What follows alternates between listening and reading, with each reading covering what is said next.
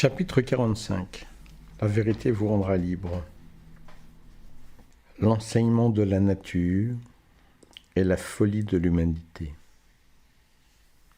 Il y a une phrase qui dit « La nature amuse les humains, elle enseigne aux disciples, il n'y a qu'aux sages qu'elle révèle ses grands secrets. » C'est une phrase du maître Pensa Bruno, du maître Peter de Nol. Mais aujourd'hui, cette situation a quelque peu changé. C'est empiré, car toute chose s'empire sur Terre. Avant de dire la nature amuse les humains, on devrait dire les portables et les ordinateurs stimulent le pervers narcissisme, l'égocentrisme. Oui, car avant, il n'y avait que les humains qui vivaient dans la nature et qui ne comprenaient pas la nature. La nature amuse les humains. Mais aujourd'hui, il y a beaucoup d'humains qui ne voient même plus cette nature. Il y a beaucoup d'humains qui soient obsédés par leur portable. On appelle ça en anglais « look down generation », c'est-à-dire ceux qui regardent en bas. Hein, parce qu'avec le portable, vous regardez toujours en bas. « Look down generation ». Et cette génération est extrêmement dangereuse, puisque sur le portable, on ne sera jamais confronté à un problème.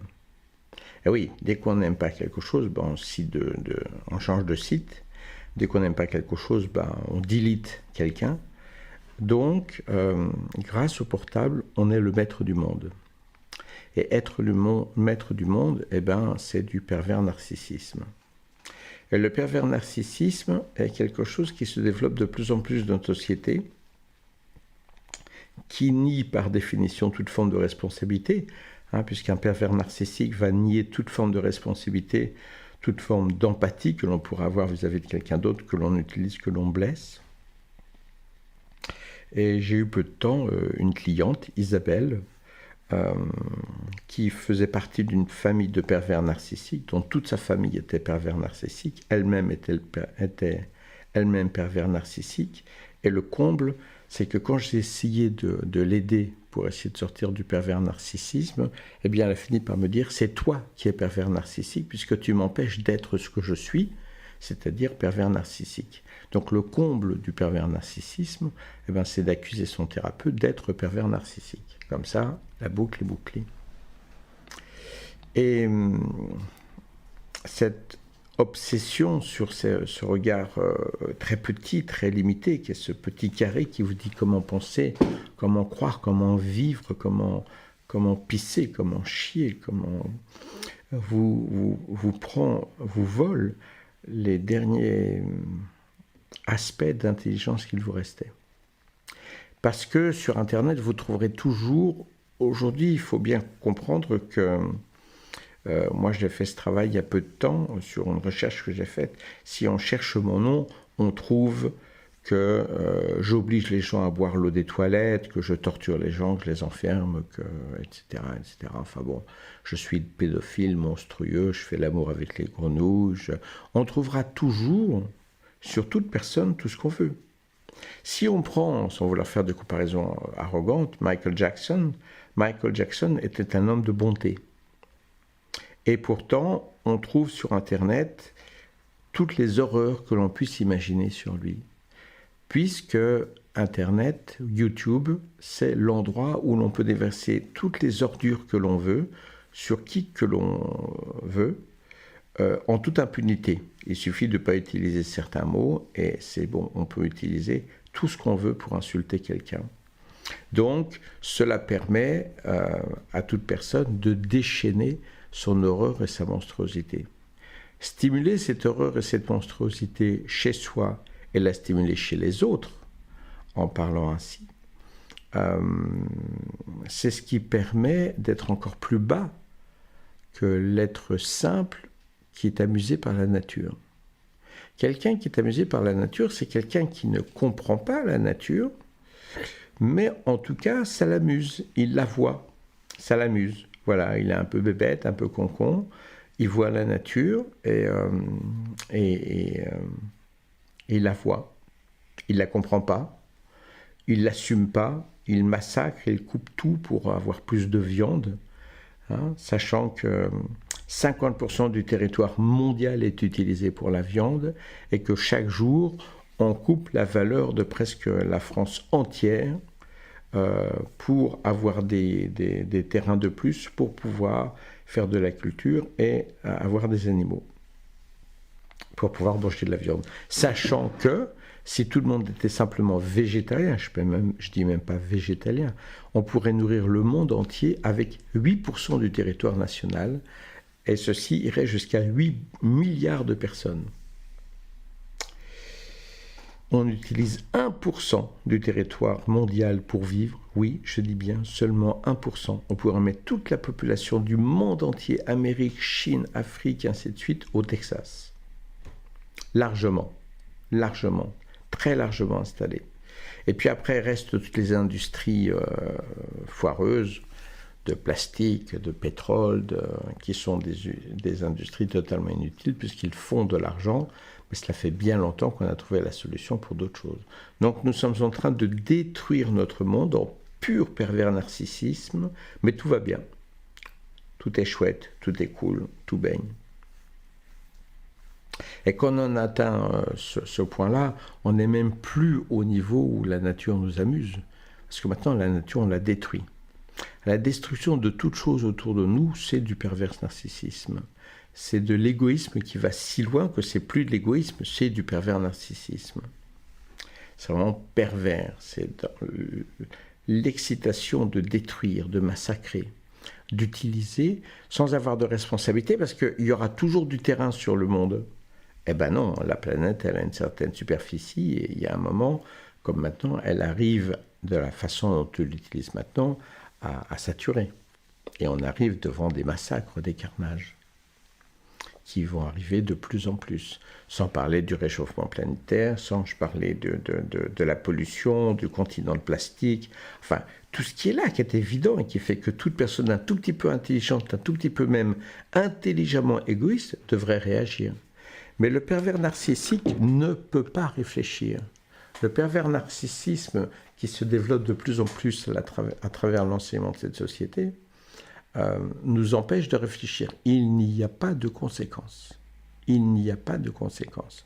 Il n'y a pas d'empathie à avoir lorsque je fais souffrir quelqu'un, puisqu'en fait je ne le fais pas souffrir, puisque ce que je dis, ce que je pense, ce que je ressens est la seule et unique vérité. La Look Down Generation a été amené de plus en plus vers cette perversité, à tel point qu'aujourd'hui, un homme de sagesse est un homme détesté qu'il faut abattre, qu'il faut emprisonner, qu'il faut torturer, qu'il faut rendre aveugle, qu'il faut insulter, sur lequel il faut cracher, il faut le haïr, il faut le détruire jusqu'à la fin. L'homme simple qui s'amuse devant la nature est un crétin. Voilà, c'est simplement un crétin, mais au moins il n'est pas méchant. Il est stupide, il est inconséquent, il fait ce qu'il a à faire et il arrive à entrevoir les limites de la nature, avec égoïsme, avec limitation, mais il arrive à entrevoir. L'initié qui apprend de la nature, lui, va apprendre des choses de la nature. Il va apprendre que la mer use le rocher, par exemple. Et donc que le rocher est moins solide que l'eau, parce que l'eau, avec le temps, use le rocher. Mais pourquoi est-ce qu'il y a des vagues dans la mer? Parce qu'il y a du vent. Soit le vent atmosphérique, soit le vent magnétique de la Lune. Et c'est ce qui va donner que l'air, magnétique ou pas, est plus fort que l'eau, l'eau plus fort que le rocher.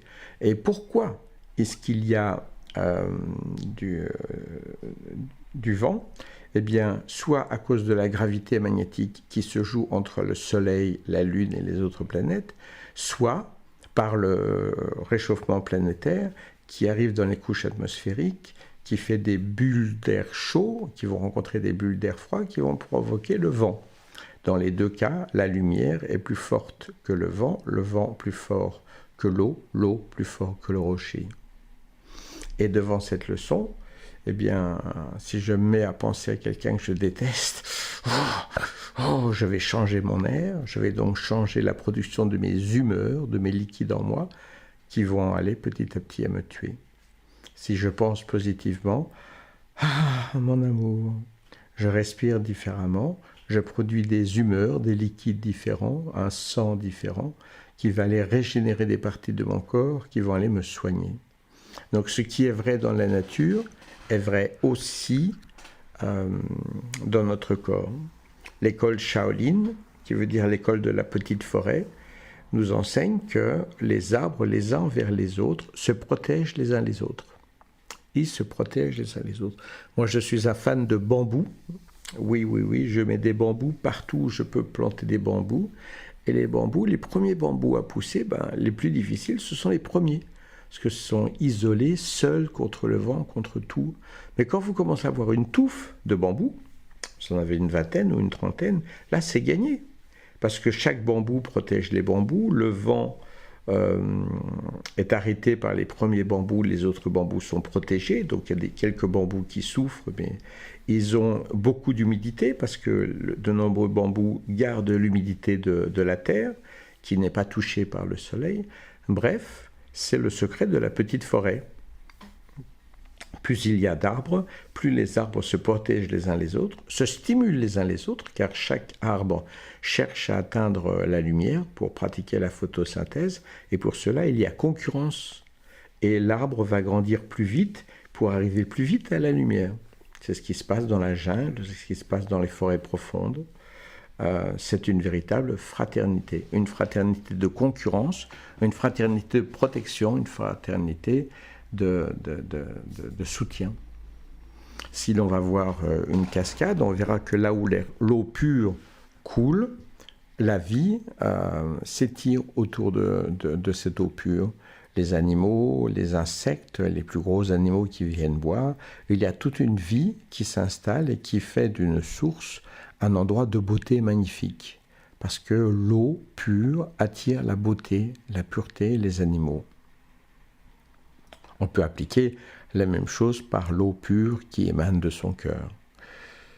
Et l'on pourra ainsi apprendre énormément de choses en tant qu'initié. Puis ensuite, il y a véritablement l'initié, à qui seul la nature révèle ses grands secrets.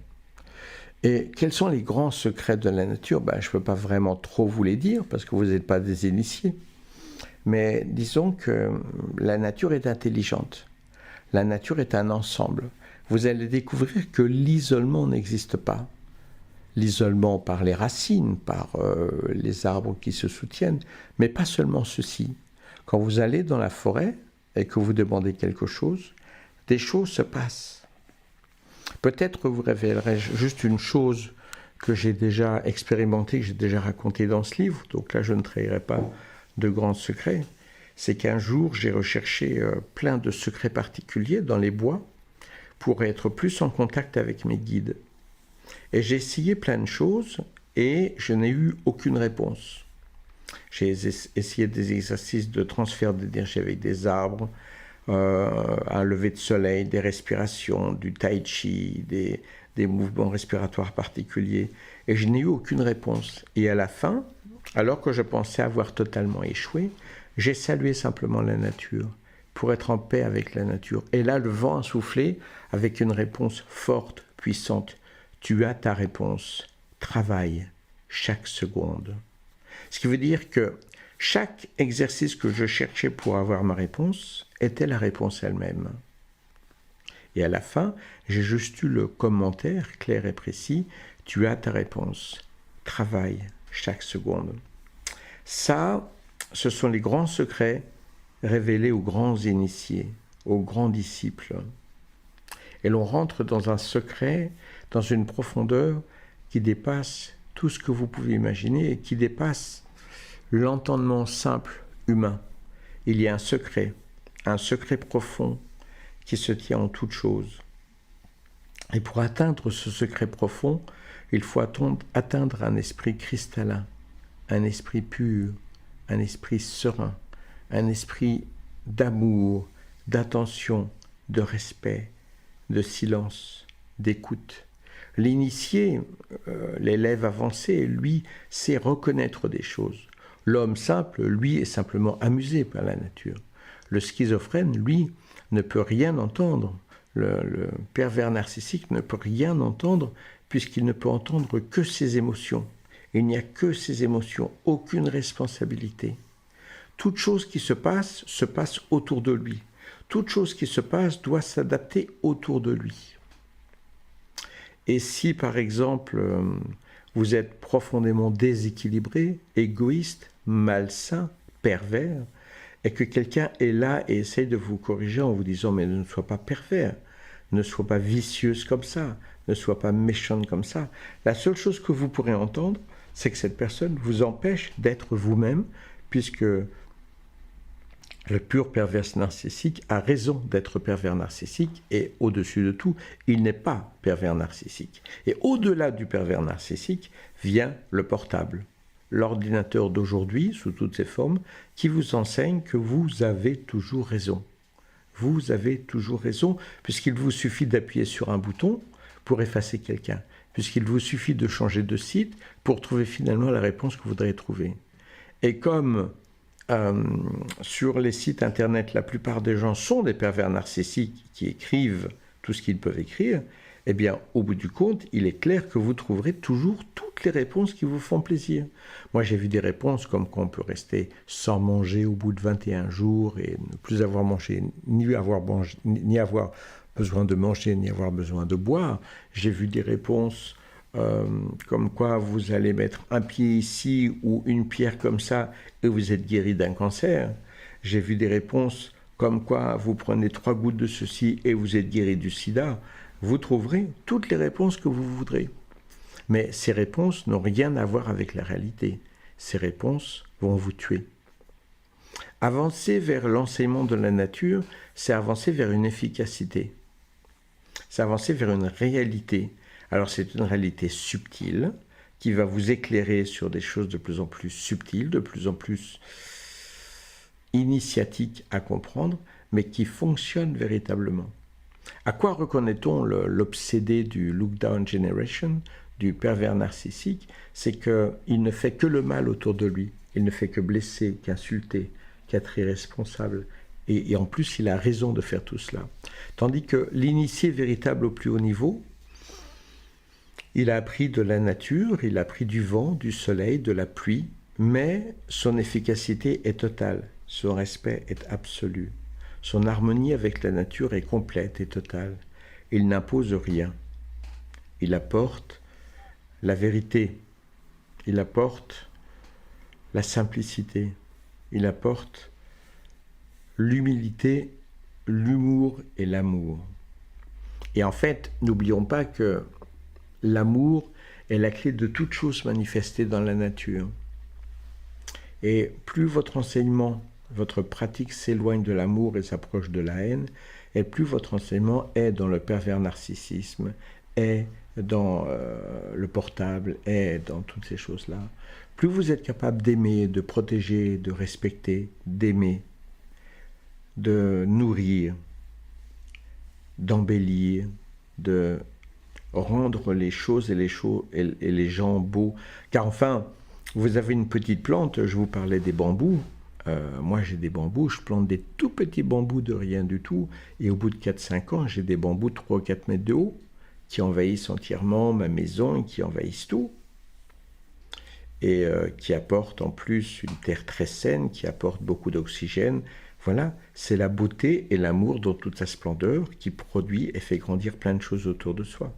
Le pervers narcissique serait quelqu'un qui arrose ses plantes avec de l'eau de javel et se demanderait ensuite pourquoi ces plantes ne poussent pas.